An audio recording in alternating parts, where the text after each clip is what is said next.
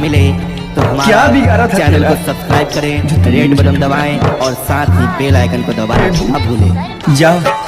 जा खुश रहना, आबाद रखना किसी और की दुनिया। चाहे मैं बर्बाद रहूं और तू आबाद रहे, दिल की यही दुआ है, बस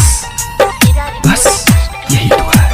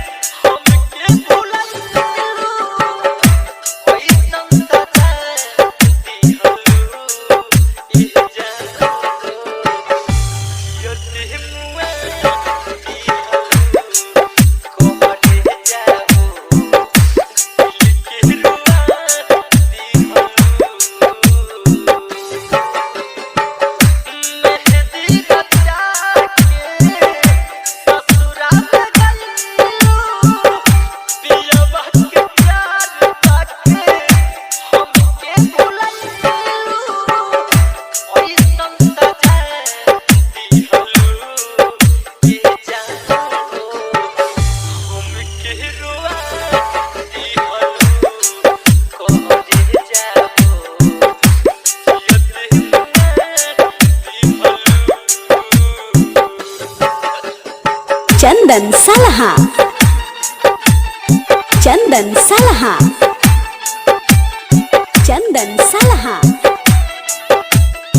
चंदन सलहा।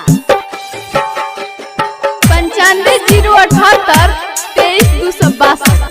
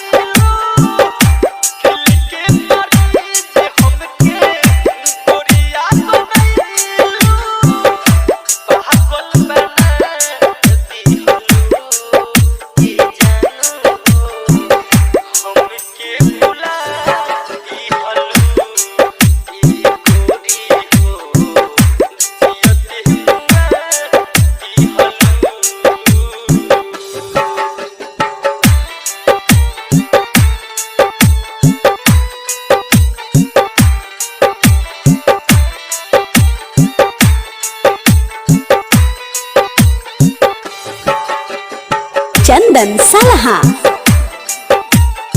चंदन सलहा, चंदन सलहा, चंदन सलहा, चंदन सलहा,